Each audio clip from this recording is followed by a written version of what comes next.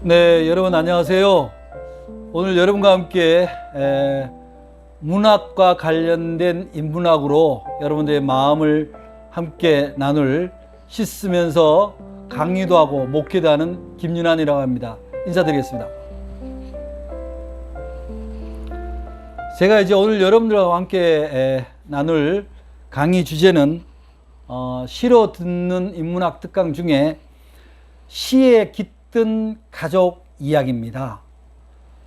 우리가 워낙 잘 알다시피 모든 공동체, 사회의 출발은 사실 가족으로부터 시작하잖아요.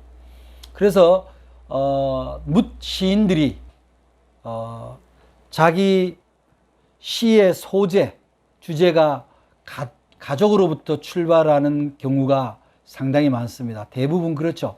저도 저의 작품의 상당수가 가족과 관련된 작품이 많이 있습니다. 제가 정규 시집을 4권을 내고, 그 다음에 엔솔로지로 낸 거는 여러 권이 있고, 또 동시집도 있습니다만은 상당 부분 주제가 소재가 가족에 몰려있는 경우가 많습니다. 그럼 왜 그러냐면은 결국은 우리가 이 세상에 와서 첫 번째 만나는 대상도 가족이고, 또 세상에 나가서 활동하는 것도 가족을 위해서 활동을 하거나, 또 가족을 얻기 위해서 활동을 하거나, 또 가족처럼 지내기 위해서 활동을 하는 것이 사실이거든요. 그래서 오늘 여러분들하고 함께 나눌 이 강의를 제가 몇 가지 이렇게 구분을 했는데, 우선은 가족의 어원과 의미를 여러분 다 잘 아시겠습니다만은 다시 한번 좀 살펴보고, 그 다음에 시로 듣는 가족 에세이, 저의 시와 또 다른 이의 시를 함께 나눠보도록 하겠습니다. 그 다음에 개인과 가족의 관계, 이것을 어떻게 우리가 이해를 해야 되느냐, 그리고 가족 사랑이 곧 사회적 사랑 공동체 사랑의 출발이고 그것이 기준이 될 텐데, 그럼 가족 사랑은 어떻게 되는가? 그리고 우리가 가족을 사랑하지만 또 우리 가정이 천국을 이루려면, 가정이 천국이 돼야지 지옥이 되면 안 되지 않습니까? 이루려면 어떻게 해야 되나, 이렇게 해서 한 5가지 소 분류로 해서 여러분들하고 시간을 나누고, 여러분들 익히 아는 거지만 또 놓쳐버렸던 이야기일 수도 있습니다. 그래서 이 시간에 여러분들이 마음으로 가족에 대한 그 마음을 다시 한번 떠올리면서 시간을 함께 보내면 좋겠습니다. 먼저 여러분에게 소개될 강의를 여는 시로 숟가락이라는 제 시를 하나 소개를 하고자 하는데요. 이 시는 몇 해 전에 서울시의 그 지하철 스크린 도어 있잖아요. 스크린 도어에 게재된 시기도 합니다. 소개하겠습니다. 숟가락. 우리 조상은 왜 밥 떠먹는 연장에다 가락이라고 이름 붙였을까? 아무리 세련된 세상이 와도 밥은 노래이기 때문일까? 숟가락 들 때마다 설레이는 입술, 숟가락 들 때마다 속삭이는 가락. 그래서 오늘도 밥상에는 숯이 아니라 숟가락이구나.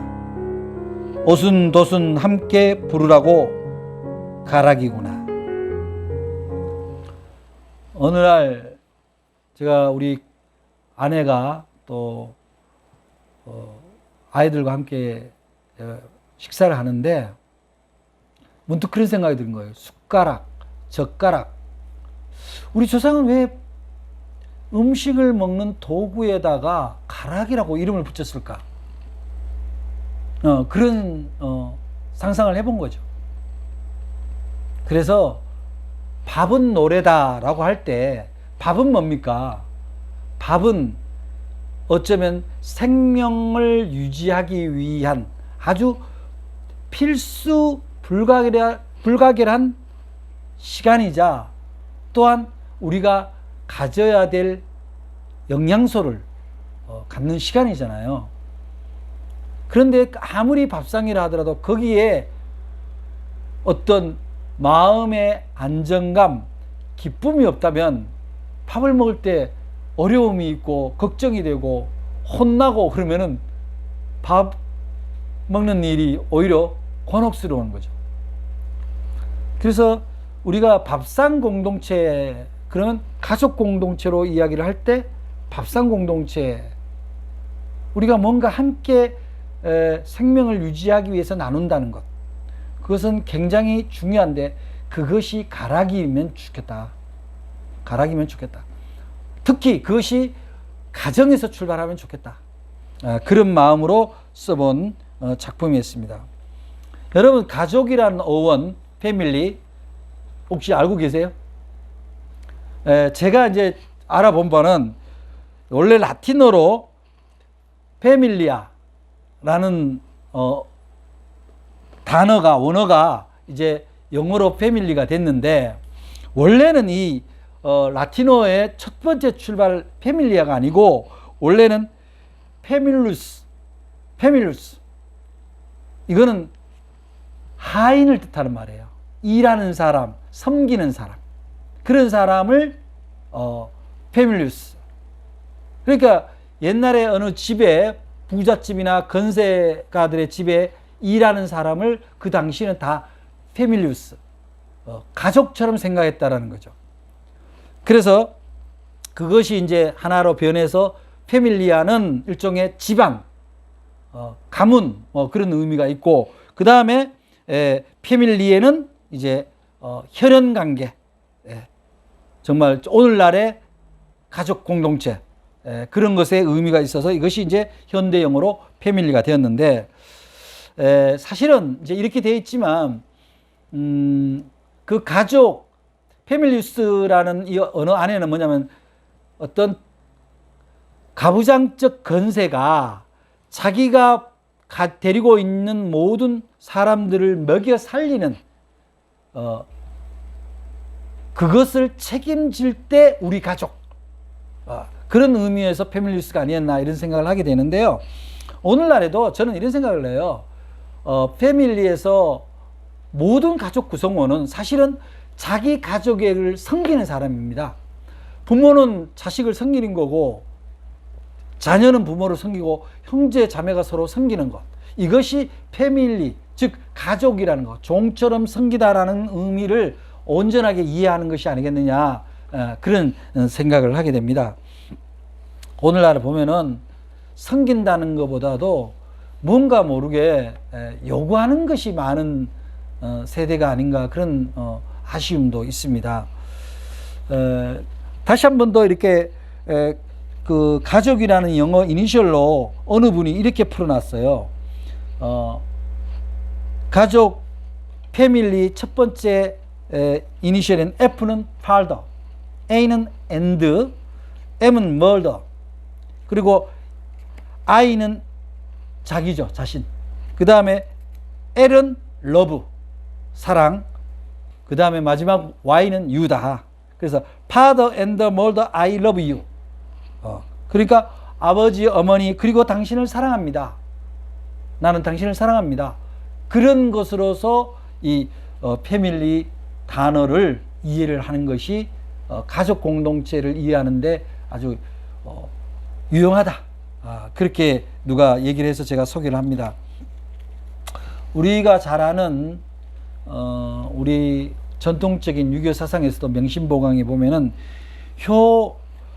효백행 지본이라 그러잖아요.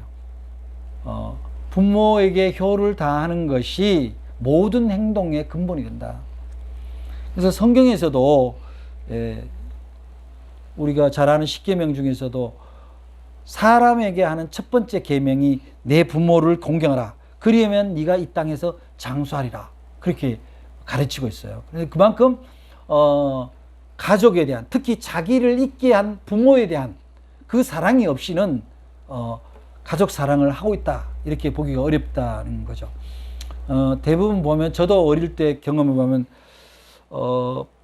부모한테 잘 못하는 부모 밑에 자란, 그 사람 밑에 자란 자녀는 역시 잘 못하는 경우가 많더라고요.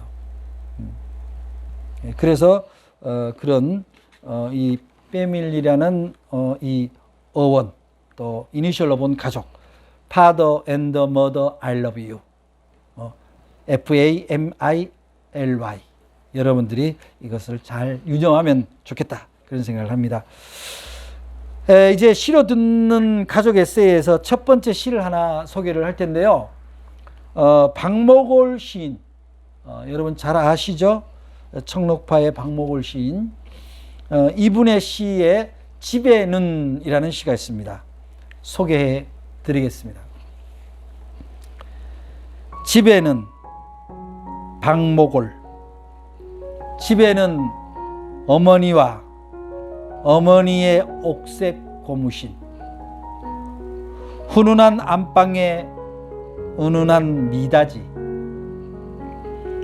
찬장에는 가분한 찻잔과 빼다지에 가득한 숟갈,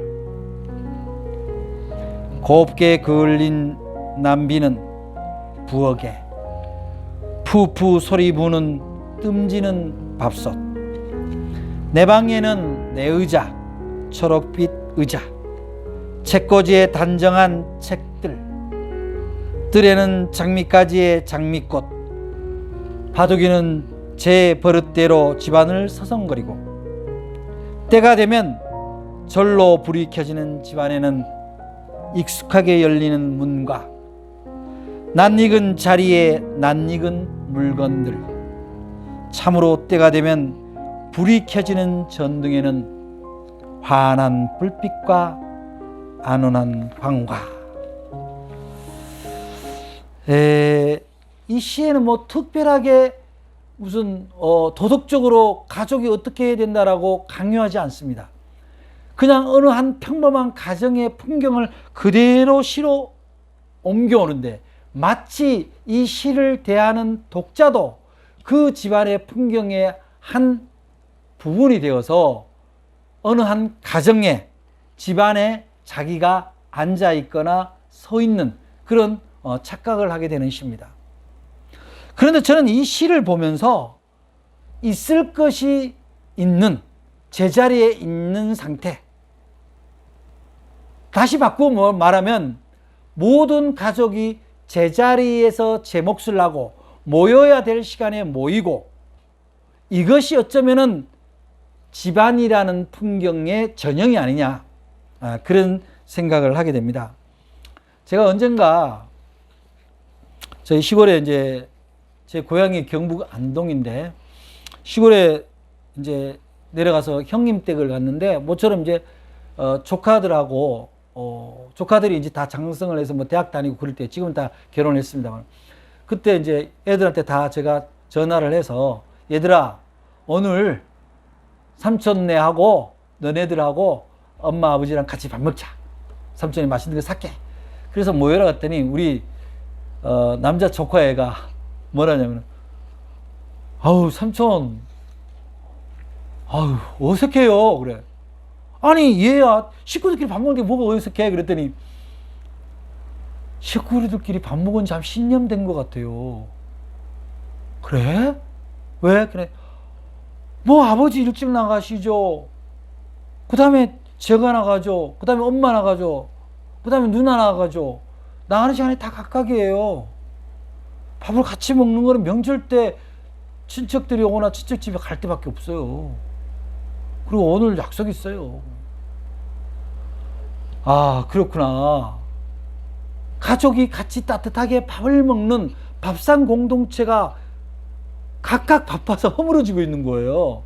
그때 저는 그때 그런 생각했어요. 제가 그때 우리 아이들이 이제 초등학교, 중학교 다닐 때인데, 제가 명령을 했어요. 일주일에 3일은 무조건 식구가 같이 저녁을 먹는다. 무조건 같이 먹는다. 그래서 제가 3일은 꼭, 저도 다른 일 안 보고 저녁에 식구들하고 같이 밥을 먹었습니다. 그 결과 이제 우리 아이들은 클 때까지 일주일에 3일 정도는 집에서 밥 먹어야 된다는 인식이 있는 것 같아요. 물론 이제 또 각자 자라서 이제 뭐 군대 가고 직장 생활하고 이렇게 하고 있습니다만은 앞으로는 더 지켜봐야 되겠지만 그런 저도 밥상 공동체에 대한 그런 어떤 애착이 있었던 것 같아요. 박목월 시인의 시 한 편을 더 소개하겠습니다.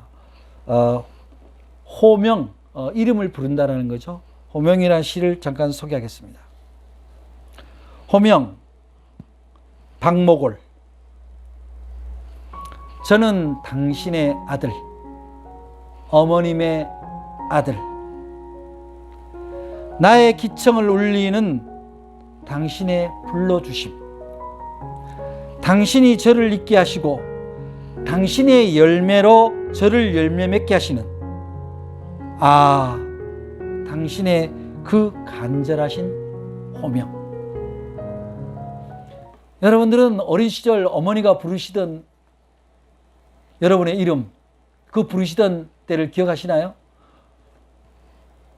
요즘은 뭐 이렇게 보니까 엄마들이 다 자녀들을 다 엘리트로 키우고 싶어서 그런지 한결같이 뭐 부를 때 공부 얘기, 뭐 정리정돈 얘기 막 이런 걸로 해서 되게 이름 부를 때 아이들이 좋아한다기보다는 좀 긴장하는 경우가 많은 것 같아요. 물론 아주 어릴 때는 아니지만.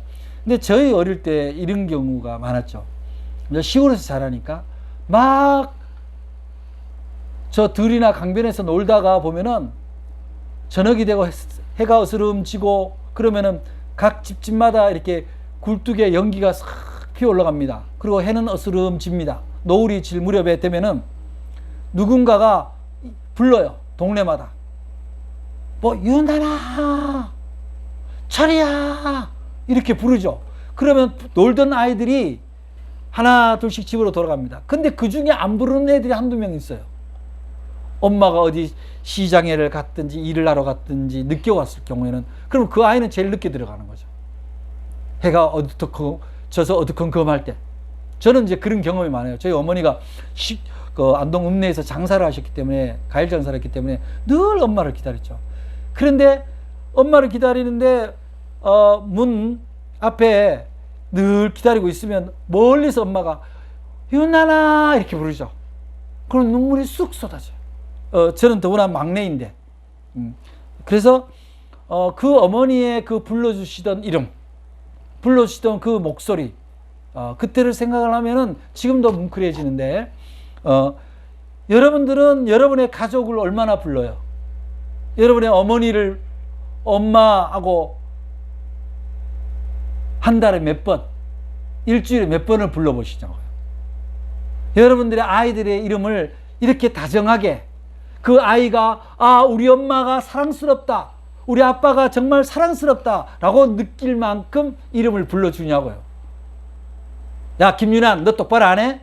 이렇게 말고, 그럴 때도 있지만 그래도 어머니가 사랑을 담아서 그 기갓길에 엄마를 기다리는 그 아이에게 들려주는 음성처럼 그런 호명이 가족을 기억하는데 상당히 오래간다. 다정하게 불러주는 사람, 다정하게 부르는 이름, 그런 것이 필요하다. 그래서 저도 뭐 어릴 때 저는 어머니한테 이렇게 혼나거나 매를 맞은 기억은 없어요. 막내라서 그런지 어머니 옆에 사랑만 받았는데, 어머니가 제 이름을 부를 때와 형들이 제 이름 부를 때가 느낌이 전혀 다릅니다. 형들은 꼭 야를 붙여요. 야 김윤환, 야 윤환아 뭐 이렇게. 근데 어머니는 꼭 윤환아, 막내야, 아유 우리 막둥이. 그냥 모든 게 위로를 받았어요. 그래서 저도 우리 어머니 돌아가시기 전에 병원에 계실 때 가서 꼭 엄마를 꼭 다정하게 부르곤 했습니다. 어머니가 나를 부르던 게 생각이 나서, 엄마 나 윤난이야. 제 나이가 그때 뭐 다 50대 중반인데도 엄마 나 윤난이야. 그럼 엄마가 그 혼미한 가운데서도 고개를 끄덕이고 눈물을 이렇게 글썽이고 하는 것을 제가 봤습니다. 여러분 가족을 부를 때 내 원하는 것에 대한 응답을 기대하면서 하지 말고 사랑으로 우리 가족이 어떻게 불러줄 때 행복할까, 그런 생각을 하는 게 소중하다, 이런 생각을 합니다. 그 다음에 시 하나는, 제 시를 하나 소개하겠습니다. 이제 앞으로는 이제 제 시 몇 편을 소개할 텐데요. 엘리베이터에서 아버지를 보다라는 시입니다.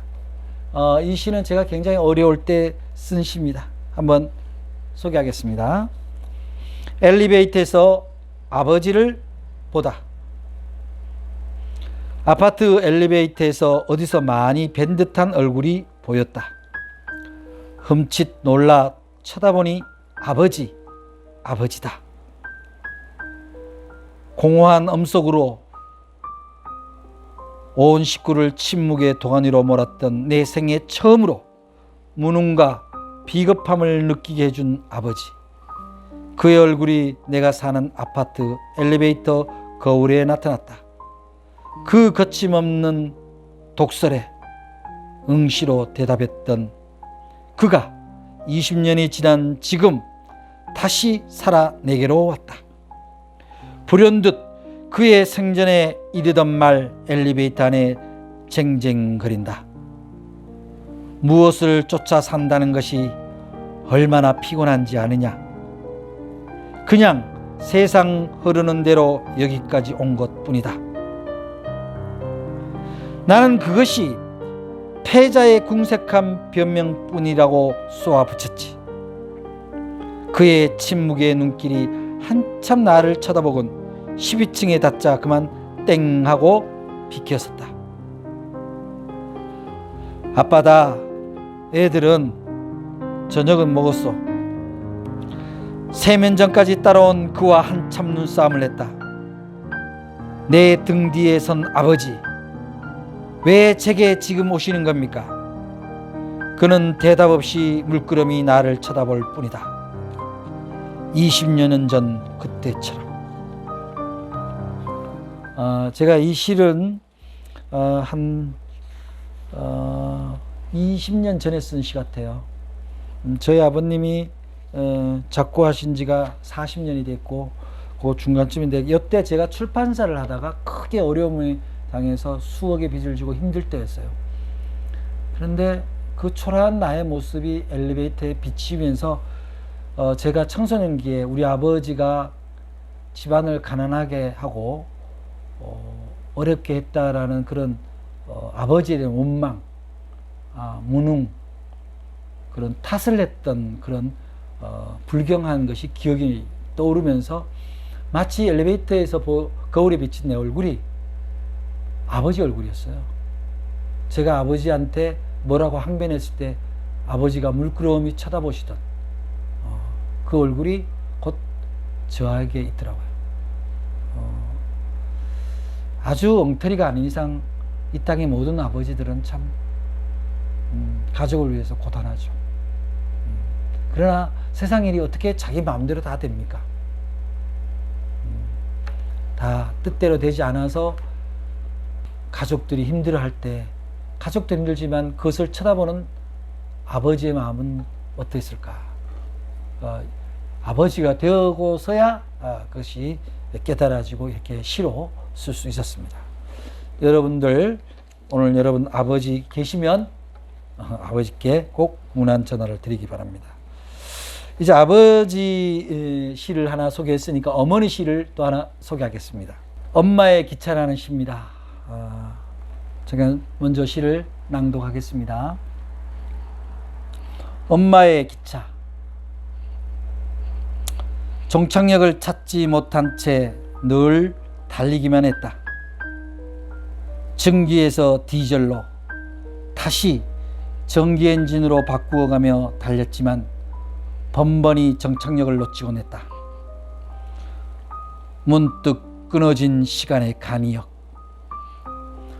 아무도 손흔들지 않는 역사의 승객을 내리고 화물을 내리고 엄마는 여전히 알 수 없는 눈길을 남기고 상처난 침묵, 무너진 철교 위를 지나 머나먼 종착역을 향해 기적도 없이 떠나시곤 했다.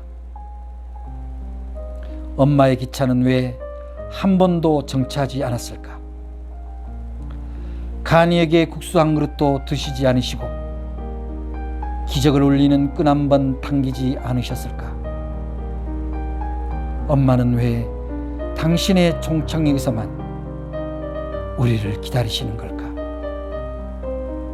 마음의 터널이 생길 무렵 엄마 부르니 그 기차 돌이켜 철커덕 철커덕 내게로 오시네.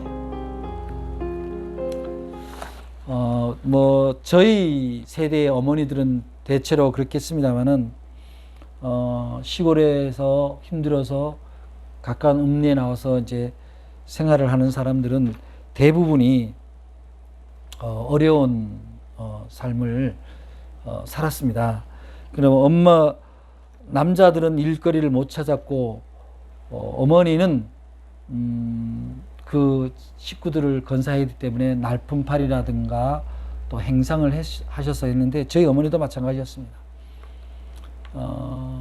우리 아버지는 실질적으로 제가 기억으로는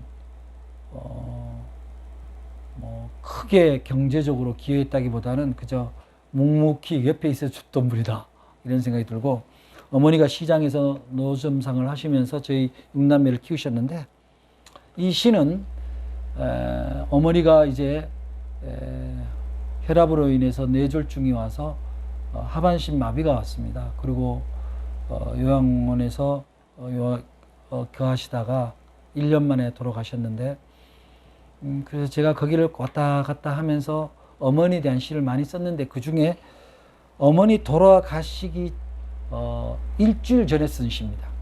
우리 어머니 그래도 천수는 누리셨어요. 93세 돌아가셨으니까. 그런데 그때 이 시를 쓰고 엄마한테 읽어줘야 되겠다 내려가서, 그런데 그 일주일이 지나기 전에 이제 어머니가 돌아가셔서 못 읽어드리고 제가 어느 문예지에 발표한 시입니다. 이제 이런 생각이 드는 거예요. 엄마가 되면은 정차가 어렵구나, 쉬는 게 어렵구나. 그 자식이 엄마가 될 때까지, 아빠가 될 때까지. 그런데 요즘은 또 젊은 부부들이 그렇게 자신을 키운 엄마한테 또 자기 자식도 맡기는 경우가 많잖아요. 엄마는 쉴 수 없는 직업인가? 그런 생각을 하게 됩니다. 누구나 엄마는 다 애틋하고 사랑스럽고 감사하지만 그것을 실제적으로 표현하고 또 마땅하게 인사하는 거는 자식으로서 해야 되는 것 같아요. 그거는 마땅한 도리라고 봐요.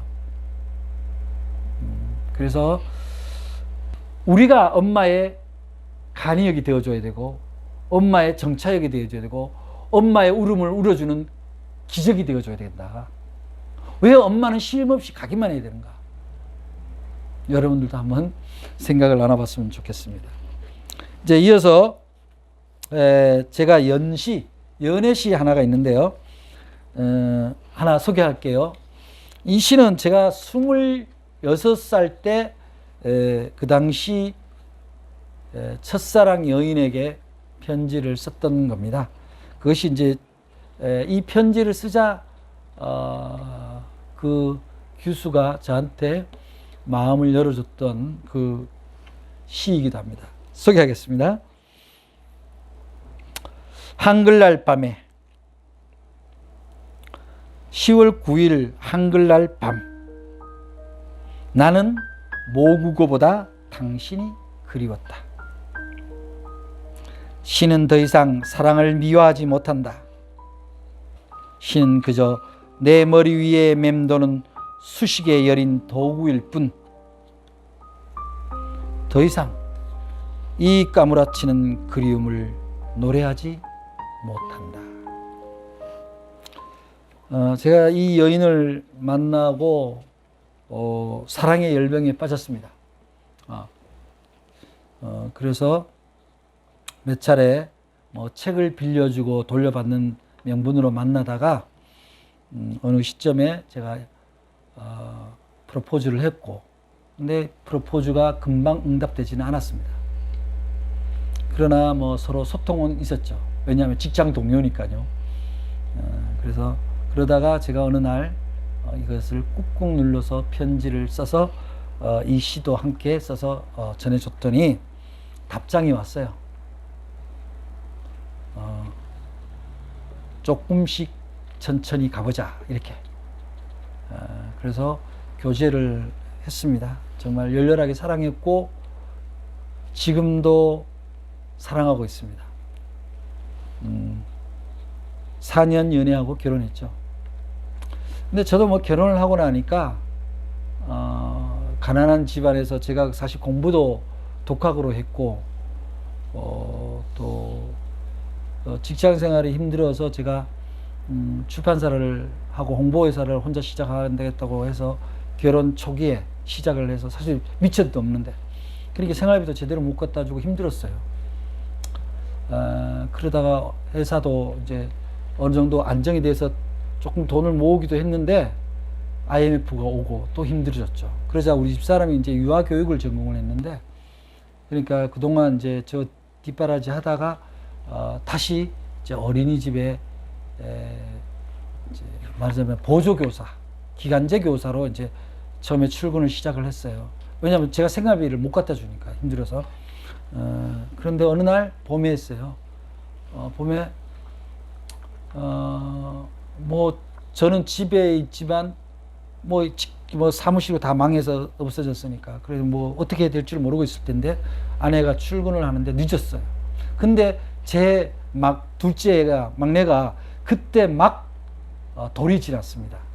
그래서 그 애를 업고 어린이집까지 출근을 해야 돼요. 근데 늦었어요. 늦어서 집사람이 허둥지둥 아기를 업고 또 큰애는 이제 초등학교 1학년이라 걔를 데리고 가야 되는데 그래서 이제 막 늦어서 울먹이는데 그래서 아내를 데려다 주고 집에 오는데 집 앞에 아파트 앞에 목련꽃이 하얗게 떨어져 있는 걸 봤습니다. 그래서 그 떨어진 목련 꽃잎을 보면서 아내에게 미안한 마음이 생기면서 이 시를 썼습니다. 목련이 피는 자리라는 시입니다. 소개하겠습니다. 목련이 피는 자리. 출근 시간을 놓친 아내, 다급한 눈에 고인 서러움, 눈물로 젖었을 행주도, 봄볕에 마르련만 잎도 없이 피어버린 봄, 그녀가 떠난 자리 한입 편지가 쌓인다. 어떻게 보면 떨어진 목련잎 꽃잎이 눈물 젖은 손수건 같기도 하고 또 말없이 말하는 아내의 편지 같기도 하고 그런 마음이 들었습니다. 그래서 지금도 그 아내에 대한 미안함이 있고 좀 더 잘해야 되지 않냐. 근데 잘 모르겠어요. 그 다음에 제가 아까 전에 제가 엘리베이터에서 아버지를 보다라는 시를 소개하면서 제가 청소년기에 아버지한테 좀 불경했다. 약간 반항기가 있었지. 그렇다고 해서 뭐 나쁜 짓을 하고 이런 건 아닌데 제가 사실은 그 아버지하고 대화를 거의 안 했어요. 그냥 학교 갔다 오면 그냥 멍해하는 수준. 갈 때 멍해하는 수준. 아버지가 말을 붙이는 게 힘들었어요. 그래서 지금 생각하면은 참 못된 아들이구나. 그런 생각인데 근데 우리 아버지가 고3 때 지병으로 돌아가셨거든요. 그런데 이제 어느 날 이제 제가 아버지가 돌아가시고 내가 아버지가 되고 나니까 아버지 생각이 많이 나더라고요. 그래서 아버지의 이름 앞에라는 시를 썼습니다. 아버지의 이름 앞에. 중학생이 된 아들 녀석이 갑자기 아빠가 아니라 아버지 하고 나를 불렀다. 아버지의 이름으로 뭔가를 준비해야 할 순간 19살 내 불경을 그대로 품고 돌아가신 아버지가 나를 돌이켜 세웠다. 인연은 어디까지일까? 바람제 돌아 물길 돌아 오늘은 선산을 향해 큰절 한번 드리고 싶다. 저희 어릴 때는 아빠라고 부르지 않습니다. 대부분 아버지라고 부르죠. 근데 우리 요즘 세대 아이들은 다 아빠라고 부르죠. 막 어른이 돼서도 아빠라고 해요. 저는 어른들이 결혼한 아들이 아버지한테 아빠 그럴 때 보면 저는 아직까지는 좀 어색해요. 물론 제 문화이긴 합니다만은. 그런데 우리 아들이 중학교 들어가니까 때때로 아버지라고 부르는 거예요. 아버지, 제가 아버지.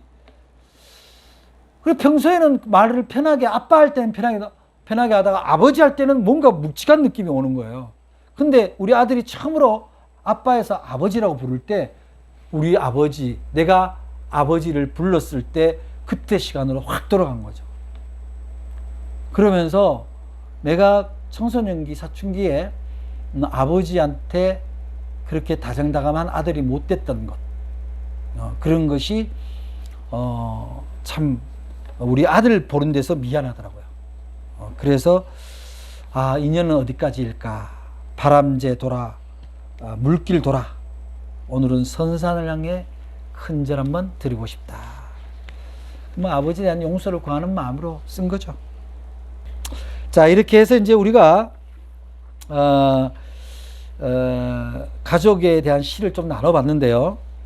사실은 이제 우리 모든 사람은 관계를 통해서 살아가고 또 관계를 만들어가고 관계를 또 정돈하기도 하고 그러는데, 근데 우리가 인간의 관계는 딱 두 가지로 나눠요. 하나는 사랑의 관계, 하나는 이해관계입니다. 딱 두 개밖에 없어요. 하나는 사랑의 관계는 저 사람이 아프고 저 사람이 위기에 있으면 내 것이 소중하지 않아요. 따질 겨를이 없어요. 그냥 줍니다. 그걸 통해서 그 사람을 건질 수만 있다면. 부모가 자식이 아픈데 돈 생각합니까? 사랑하는 형제가 큰 사고를 당해서 위기인데 돈 생각합니까? 그렇지 않습니다. 그런데 이해관계는 뭐예요? 내가 가족인데도 내 돈을 생각하는 거야. 내 거를 먼저 생각하는 거야. 내가 저 사람 주면 내 가족이지만 내가 손해볼 것 같아. 그러니까 사랑의 관계여야 될 가족이 이해관계로 바뀌는 거예요. 자, 사랑의 관계였던 가족이 언제 이해관계로 바뀝니까? 부모님이 행여 조그만 유산이라도 자산이라도 물려줬을 때 그 이후에 어떤 일이 벌어져요? 가족은 사랑의 관계여야 되는데 이해관계로 돌변하는 경우가 많습니다. 물질이 사람을 갈라놓는 거예요.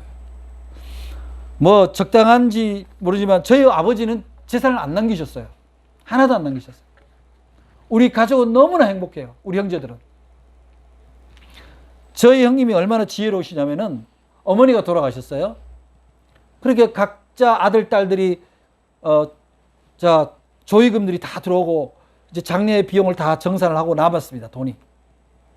그래서 이제 저희가 이제 큰 형님은 일찍이 돌아가셨고요. 그래서 저희 이제 지금 장남으로 역할한 둘째 형님이 이제 다 이제 모인 자리에서 그래서 제 바로 형님하고 저하고는 그냥 그 조의금을 다 형님이 어차피 앞으로 부모님 길도 지키고 또 그동안 애쓰셨으니까 형님 다 드리자 이렇게 마음을 먹고 이제 모인 거예요. 그랬는데 딱 형님이 얘기하시는 거예요. 조카한테 시켜서 이제 각각 형제 자매들에게 자기 손님을 다 이름을 체크를 해라. 그래서 다 봉투에 자기 손님은 자기가 이름을 쓴 거예요. 김윤환, 김누구 다 써서 그랬더니 딱 봉투가 구분이 된 거예요. 구분이 딱 되니까 그래도 이제 제가 제일 젊고 활동량이 많아서 제게 제일 많았어요. 그런데 딱 그거를 그 100분율로 딱 나눠서 돈을 다 준 거예요. 왜냐? 형님 왜 이러세요? 그랬더니 이것은 다 너희들의 빚이다. 너희들이 이제 이 사람들한테 다 빚을 갚아야 될 텐데 그대로 그 비율대로 가져간다. 그랬더니 일찍이 혼자 되신 형수님 계시잖아요. 형수님은 없죠. 큰 형수님. 그래서 제가 일단 형님 알겠습니다. 형님이 시킨 대로 해서 다 돌려봤습니다. 뭐 누나도 돌려봤고 다 돌려봤는데 제가 그 중에 일부를 떼어서 형수님을 올라가실 때 올라가셔서 좀 쓰라고 제가 드리고 올라왔는데, 그러니까 물질이 사랑으로 바뀌어야지 사랑이 물질 때문에 깨지면 안 되는 거죠. 혹시 여러분들도 가정에서 그렇게 그런 경우가 없겠지만, 그런 경우에 혹시 내가 물질을 사랑을 물질로 바꿔버리는, 사랑의 관계를 이해관계로 추락시키는 그런 삶의 어떤 양식을 갖고 있지 않나, 그거는 반성을 해야 되거든요. 친한 친구였다가 돈 빌려갔다가 안 주면 원수가 되잖아요. 친한 친구 때 형편이 되는 만큼만 주든지, 빌려줄 때 안 받을 생각을 하든지 해야 돼요. 친하면은 그렇다고 돈인데 하나도 없다 그러지 말고, 예를 들어서 누가 돈을, 야, 나 돈 500만 원 꿔줘. 그러면은 여기저기 자기도 없는데 남한테 가서 빌려서 줄 일은 아니다 이 말이지. 그냥 내가 다 긁어서 50만 원 있으면, 야, 친구야, 미안해. 나 50만 원 있는데 이걸로 우선 급한 거 써. 왜냐, 둘이가 빚쟁이 되면 안 되잖아. 그렇게 또 있는데 너무 막 인색하게 그러지는 말고, 도와줄 수 있으면 도와주고, 그래야 사랑의 관계인 거예요. 근데 그 사랑의 관계는 반드시 갚습니다. 사람들이 예를 들지만 배은망당하는 사람은 그렇게 많지 않아요. 아직까지는. 그래서 가족의 개인과 가족이라는 것은 결국 불가분의 관계입니다. 아까도 얘기했지만 인간은 홀로 존재할 수 없다라는 거 아닙니까? 그래서 가정이라는 것이 하나님은 종교를 먼저 만든 게 아니라 가정을 먼저 만드셨잖아요. 그래서 가정에서 관계성을 배우는 거예요. 사랑의 관계를 통해서, 가정에서 사랑의 훈련이 된 사람이 바깥에 나가도 사랑의 삶을 사는 거죠. 그래서 우리는 사실 우리의 사회적인 가장 기초 단위라고 할 수 있는 이 가정에서 사랑에 대한, 또 이해관계에 대한 훈련이 잘 안 되면 결국 사회생활에서도 외면당하거나 고립되기가 쉽습니다. 그래서 우리가 가정이 사회의 기초라는 것은 기본이 된다는 거잖아요. 우리가 건강한 사회가 못 되는 것은 건강한 가정이 그만큼 줄어들고 있다는 거거든요. 저는 1인 세대가 많아지는 것이 꼭 바른 증상은 아니라고 봅니다. 비혼자가 많아지는 것은 과연 옳은 건가? 결혼은 무조건 자유인가? 가정이 없는 것도 괜찮은 건가? 이런 것들에 대해서는 우리가 하나님부터, 아니 우리 가족, 우리 부모로부터 내 생명을 물려받았는데 나는 아무에게도 생명을 줄 수 없고 거기에 대해서 헌신하지 않겠다. 아까 패밀리우스처럼 내가 누군가를 섬기는 걸 안 하겠다는 것은 너무 이기적이다라는 생각이 들거든요. 뭐 가정 세상의 경제가 어렵고 자식을 키우는데 비용이 많이 들어가고 그런 얘기를 하지만, 물론 일면 이해는 됩니다만은 저희들 시절에 6남매인데 정말 가난했습니다. 그럼에도 불구하고 뭐 다 건강하게 자랐고 사회에서 다 제 몫을 하고, 꼭 물질만이 자녀를 잘 키우는 것 같지는 않아요. 그래서 우리 가정에서 먼저 서로 관계, 사랑의 관계를 잘 이루는 것이 결국 좋은 사회를 만들어가는 척경이다, 그런 생각을 합니다. 그렇다면 이제 이 사랑에도 뭔가 테크닉, 기술이 필요해요. 그래서 에릭 포럼은 사랑의 기술에 대해서 5가지를 정의를 합니다. 그 첫째가 관심을 가지라는 거예요. 사랑의 반대말은 미움이 아닙니다. 무관심이에요. 무관심. 그래서 사랑의 기술의 첫 번째 단계는 관심을 가져라. 두 번째는 뭐예요? 존중하라는 겁니다. 존중은요, 내한테 합당하기 때문에 이해하는 게 아니에요. 내하고 생각이 달라도, 내하고 취향이 달라도, 나하고 피부색이 달라도, 나하고 학력이 달라도 귀한 생명이고 누구의 귀한 집의 자녀이고 귀한 가족의 일원이기 때문에 존중하는 거예요. 세상의 모든 가치의 판단에 있어서 내 판단이 무조건 옳다라는 기준이 어디에 있겠어요? 그렇지 않습니까? 존중은 선택의 문제가 아니라 기본적인 문제입니다. 사랑에 있어서. 가족 간에도 마찬가지입니다. 내 자식이라고 내 마음대로 무시해서는 안 되는 거죠. 부모가 늙었다고 무시해서는 안 되는 겁니다. 세 번째는, 사랑의 기술 세 번째는 이해입니다. 이해. 이해라는 영어로 뭐예요? 언더스탠드잖아요. 언더스탠드는 아래에서 하는 거잖아요. 아래. 그 사람보다 밑에서 본다는 거예요. 쳐다봐 준다는 겁니까? 존중해 주는 거에서 뿐만 아니라 그 사람을 높이 봐준다는 거. 그러니까 그 사람의 뜻을 내가 다 이해 못하는 것을 그 사람 탓으로 돌리는 게 아니라 내가 뭔가 아직까지 이해할 수 없는 부족함이 있구나 라고 생각을 하고 그 사람을 이해하려고 노력을 해야 된다는 거예요. 대부분의 사람들이 요즘 성질이 급해지면 어떻게 하냐요? 다른 사람 얘기를 잘 안 듣습니다. 자기 주장하기 바빠요. 가끔 국회에서 뭐 회의하거나 토론할 때 보면은 상대방 얘기를 끝까지 듣지 않습니다. 가정에서도 마찬가지예요. 가정에서도. 이해는 그 사람보다 내가 못하다라는 전제로 겸손하게 가야 된다. 그 다음 네 번째는 책임을 지는 겁니다. 책임. 사랑의 결론이 책임이에요. 사랑의 결론은 내가 대접받겠다라는 게 아니잖아요. 내가 그 누군가를 사랑하면 그 사람의 삶, 그 사람의 정서, 그 사람의 건강까지도 책임감을 가지고 지켜보는 게 함께 하는 게 사랑인 거예요. 책임 없는 건 사랑이 아니죠.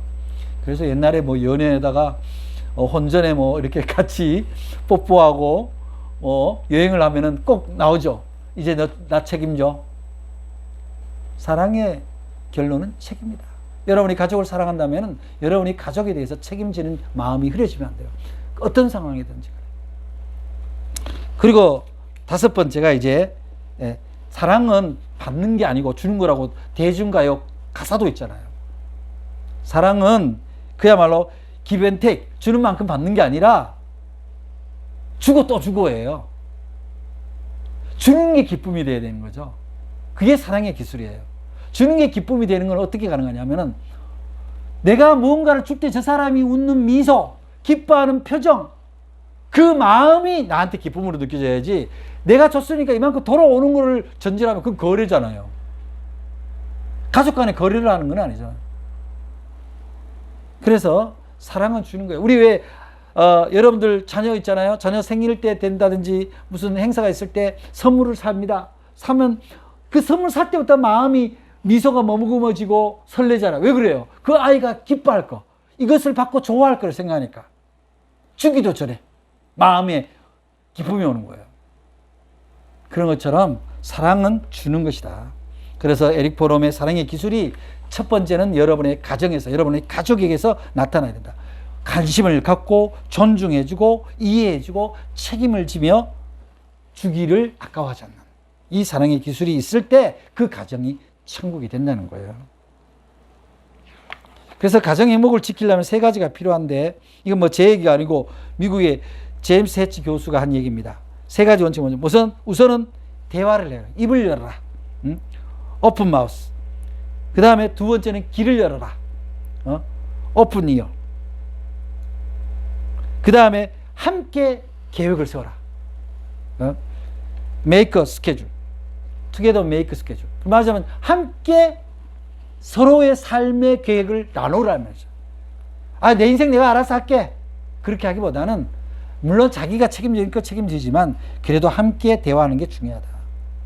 이것이 사실은 우선 가족이 천국을 이룬 데 하고, 가족 간의 대화에서 생활에서 중요한 5가지가 있는데, 생각을 조심하고, 그 다음에 또 왜냐하면 생각을 조심해야 되는데 생각이 곧 말이 됩니다. 그래서 말을 또 조심해야 되는데 말은 뭐가 되냐면 곧 행동으로 나타나요. 행동은 뭐가 됩니까? 습관이 이루어집니다. 쌍말하는 사람 계속 쌍말하고, 흥분하는 사람 계속 흥분하고, 그런 습관입니다. 그럼 그 습관이 뭐 돼요? 인격이 되는 거예요. 다른 사람을 무시하고 억압하는 마음. 그래서 인격이 형성이 안 되면 어떻게 돼요? 그 사람의 그 인격만큼 운명이 되는 거예요. 강폭한 성격, 다른 사람을 배려하지 않는 마음, 이기적인 인격, 이런 것들이 뭐예요? 결국 그 사람을 고립시키거나 결핍이 일어나게 하고 외로움에 적게 한다. 그래서 뭐 제가 사실 뭐 기독교인이긴 합니다만은 우리가 잘 아는 대로 성경에 이런 말씀이 있어요. 에베소서 6장 1절로부터 4절인데, 자녀들아 주 안에서 너희 부모에게 순종하라. 이것이 옳으니라. 내 아버지와 어머니를 공경하라. 이것은 약속이 있는 첫 계명이니 이로써 너희가 잘되고 땅에서 장수하리라. 또 아비들아 너희 자녀를 노엽게 하지 말고 오직 주의 교훈과 훈계로 양육해라. 자식들한테 성질 내지 말라는 거예요. 하를 자주 내지 말라는 거예요. 그래서 우리는 사실 그런 사랑에는 순종이 따라야 돼요. 자식에게도 순종하고 부모에게도 순종하는. 이제 마지막으로 시 하나를 제가 소개하고 이제 정리하겠습니다. 우리는 사실 어떤 형태로든 간에 연결되어 있습니다. 가족도 연결되어 있지만 세상에도 하나님이 허락한 세상 밖에 가족들이 있는 거예요. 그래서 우리는 다 네트워크, 일종의 맵이 형성이 되어 있다. 자, 시 하나 소개합니다. 내 입의 줄. 내 입의 줄. 살아있는 것들은 다 줄을 탄다. 담쟁이도 줄을 타고 수세미도 줄을 타고 젖은 옷가지도 줄을 타고 강아지도 주인의 줄을 타고 사람도 사람의 줄을 탄다. 입에 얽힌 줄로 사는 거미처럼 나도 줄에 매달려 살다 줄에 감겨 죽어간다. 내 입에 팽팽한 줄, 더러는 노래의 현이 되고 더러는 활의 현이 된다. 여러분들은 가족이라는 줄이 있잖아요. 그 줄만큼 확실한 줄은 없어요. 세상에 뭐 유명한 사람, 힘든 사람, 그 줄서기 그런 것보다 더 소중한 것이 바로 가족의 줄입니다. 여러분들이 가족이라는 끈을 놓치지 않고 살아갈 때 여러분들은 이 세상의 가장 아름다운 천국을 여러분 가정에서 이룰 수가 있을 것입니다. 우리가 힘들고 또 어려운 일이 있을 때, 상처받은 일이 있을 때 무슨 힘으로 이겼다고 말할 수 있습니까? 모든 시련을 딛고 일어난 사람들은 한결같이 하는 얘기야. 가족의 힘이다. 가족의 힘. 그만큼 가족은 시련을 견디게 하는 에너지원입니다. 여러분은 여러분이 주변의 가족들에게 그 힘든 것을 이기는 에너지가 되어주고 있습니까? 여러분들이 부디 가정과 가족을 통해서 에너지를 공급하고 공급받는 선순환이 일어나는 여러분의 가정 되시기를 간절히 바랍니다. 제가 부족하지만 시 몇 편과 또 제가 아는 가족에 대한 이야기를 여러분께 나눴습니다. 부족하지만 끝까지 들어주셔서 감사하고 여러분 가정에 늘 행복한 웃음이 끊이지 않기를 간절히 기원드립니다. 여러분 고맙습니다.